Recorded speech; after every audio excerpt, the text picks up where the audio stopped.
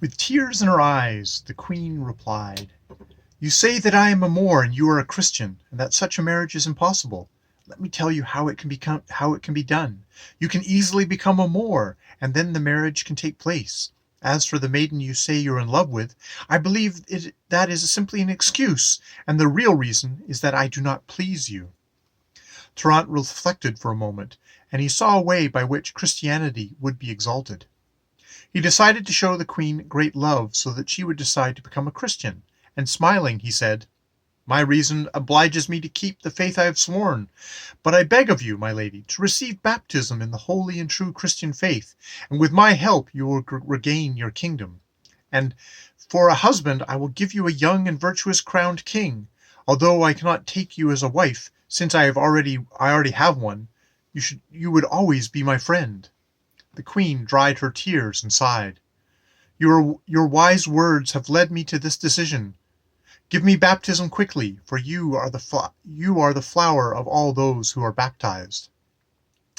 When Trnt saw that the queen wanted to become a Christian, he quickly had a gold basin and a pitcher brought from the booty that they'd taken from King Escariano. Trnt had the queen's head uncovered, letting her hair fall loose, and it was so beautiful that her face seemed more angelic than human. Trnt had her kneel down, and he poured water over her head from the pitcher and said, "Magdalene, Moragdin,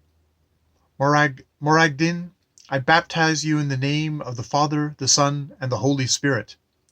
Then she declared herself to be a good Christian, and there, in the presence of everyone, 4 ladies who served the queen received holy baptism, and they led very saintly lives. When King Escariano heard that the queen had become a Christian, he sent for Trnt and told him, "I tell you, captain, since I see that my lady the queen has become a Christian, I want to follow her virtuous works. So I beg you to give me holy baptism, and to be my brother in arms for as long as we live, being friends of our friends and enemies of our enemies." After the queen had been baptized, the king had been instructed about Christianity. Trnt took the king out of prison and had him go down to the city. There was a lovely square in that villa, and Trnt had ordered them to make a pretty cenotaph there, nicely decorated with brocade and satin cloths. The king sat on a beautiful chair covered with brocade on the cenotaph, and a large silver bowl filled with water was placed at one end of the cenotaph. Trnt had a very wide ladder constructed so that everyone who wanted to be baptized could go up and down. King Escariano's captains and all his men, peacefully and unarmed, left the camp on foot because they were very near the villa. When they came to the entrance, the captains and knights went in first, and then the others followed them. When they were in the square before the king's cenotaph, they all bowed deeply to him and asked what his lordship wanted of them. With a strong voice, he said, "My faithful vassals, relatives, and brothers, divine mercy has had pity on me, and on all of you. If you wish it, for he has enlightened my soul and my understanding, I have received many favors from this captain.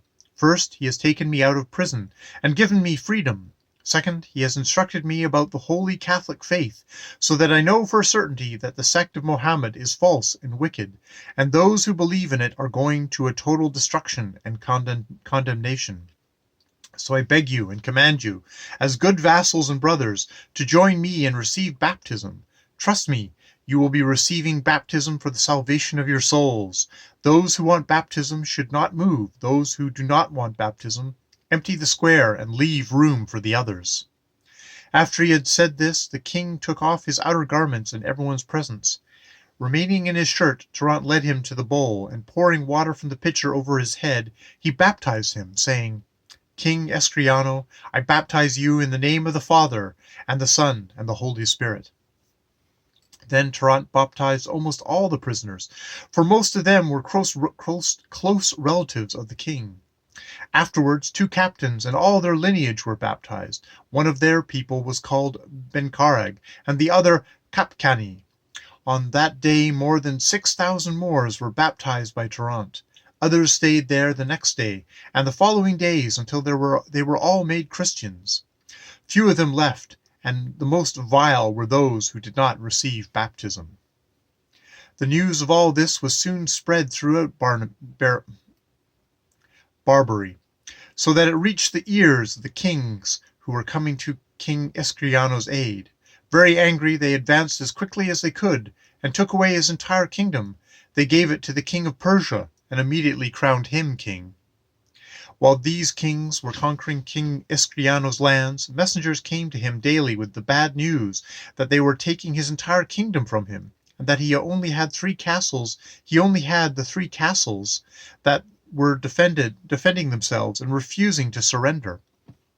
After King Escriano became a Christian, Trnt begged him to give all the villas and cities he had taken from the king of Tremont back to the queen, to whom they belonged. The king very generously did this, but then he begged Trnt, as a brother-in-arms, to give the queen to him for his wife. So one day Trnt approached the queen and said, "I beg you to take this king for your husband.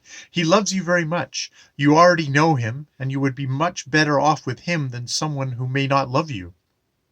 The queen listened to Trnt and replied, "I have complete trust in you, so I am putting myself and my possessions in your power. I will do whatever you command." Trnt knelt on the ground, and he gave her many thanks. He immediately sent for the king and the friar, and in everybody's presence they were betrothed. The following day they heard mass because they were Catholic Christians. After the wedding, which took place with great solemnity, as corresponds to royalty, King Escriano took possession of the entire kingdom of Tremont then, as husband of the queen, and she was happy because it was at Tremont's command.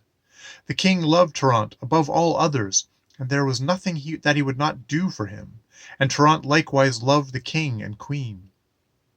While the king and Trent were celebrating this new marriage, news reached the king daily that the Moorish kings would soon take the 3 castles, and that they would fall on him and all the Christians, and would give them all cruel deaths.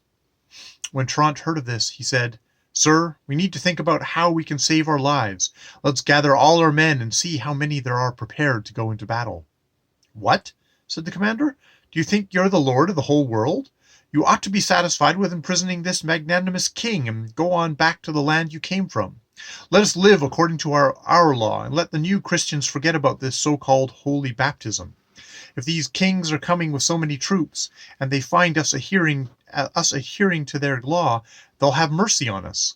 King Escriano turned to the commander in a rage, and he brought his bare sword down on the commander's head so hard that his brains spilled out onto the chamber floor, and he said, "Oh, you dog, you son of a dog, born into a wicked sect. This is the payment of such a vile person deserves." Trent was very displeased at the commander's death, and he felt very angry, but he held himself back and did not reprimand the king because he was afraid of causing more trouble. Some people were glad the commander was dead, and others were not, but his death served to restrain many. Trent mustered all the men to see how many there were, and they counted 18,230 horsemen and 45,000 foot soldiers. Trent paid them all. Then they enlisted 25,000 more. At the same time, 440 horses and many arms arrived from Tunis, where they had disembarked after arriving from Sicily, and now Trent was unafraid of attacking 3,000 enemy horsemen. The king and Trent left the city with all their men to meet the enemy and see if they could resist them.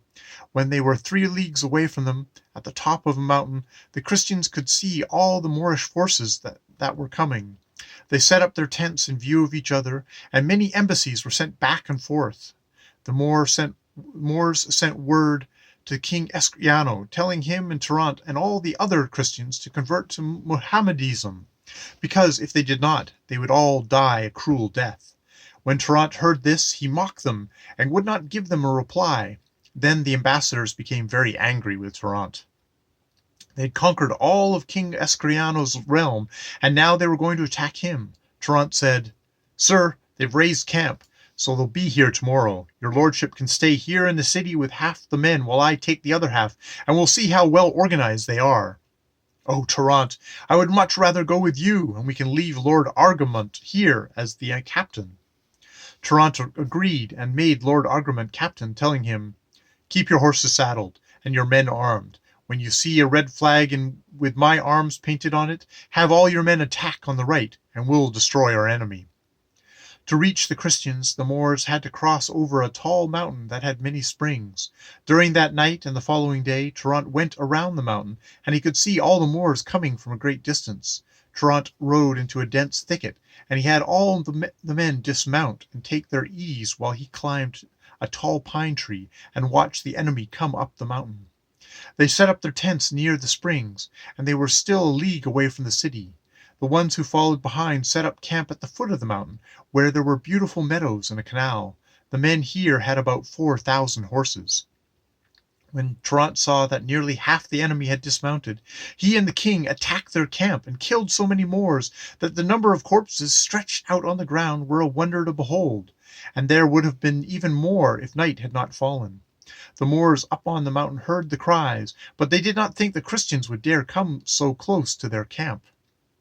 The morning of the following day, as soon as the sun came out, King Menador came down from the mountain, and not suspecting that King Escriano and Trnt would be there, he thought instead that these must be the thieving marauders. So he sent a messenger to them, telling them to convert back to Mohammedan faith, or he would hang as many of them as he found. Trnt told the messenger, "You tell your lord that I don't intend to answer his madness, but if he's a crowned king and brave enough to come down the mountain with his men, I'll let him feel the strength of the one he wants to hang." The messenger went back to his lord with a reply, and the king was so enraged that he dug his spurs into his horse, and all his men followed. The battle was harsh and cruel. After they had fought for a time, there were many deaths on both sides. King Menador retreated towards the mountain, and he sent for his brother, the king of Lower India, to come to his aid. When he was there, King Menador told him, "Brother, these baptized Christians are fighting so hard that I've lost most of my men, and I'm slightly wounded too. I won't hold myself as a knight unless I kill with my own hands a great traitor who is their captain. His armor and the vest he wears are damask green, with 3 stars on each side. On one side there are gold, and on the other side silver. Around his neck he wears a gold Mohammed with a long beard, and this Mohammed carries a small child holding on to his neck as he crosses a river, and that must be the one who helps him in his battles." The king of Lower India haughtily replied, "Show him to me. I will avenge you, even if he has 10 Mohammeds in his belly." His men quickly mounted their horses and bore down upon the Christians. Shouting wildly like madmen, they went into battle, and soon you could see their horses running around without riders. When Trnt broke his lance, he made use of his axe, and he wounded or gave death with every blow. 2 kings drew up to Trnt and wounded him with the point of a sword. Finding himself wounded, Trnt cried out, "O king, you who have dealt with me a deadly wound according to the great pain I feel, before I enter hell you will go before me as a messenger to open the gates, for I will send you there quickly." He brought his axe down on the king's head, splitting it into 2 parts, and the king fell at the feet of his horses. When the Moors saw his body on the ground, they struggled to pick it up. This was the king of Lower India who had spoken so boastfully. When the other king saw his brother dead, he fought desperately. The other kings were told of his death, the king of Bogia in particular, for he had brought them together. Then they raised camp and set up their tents at the foot of the mountains. The Christians, seeing how many men they had, and that Trnt was wounded in great pain, decided to leave during the night. The following morning the Moors prepared to give battle, but no one was found. They followed the Christians' tracks and came to the city where they had taken refuge.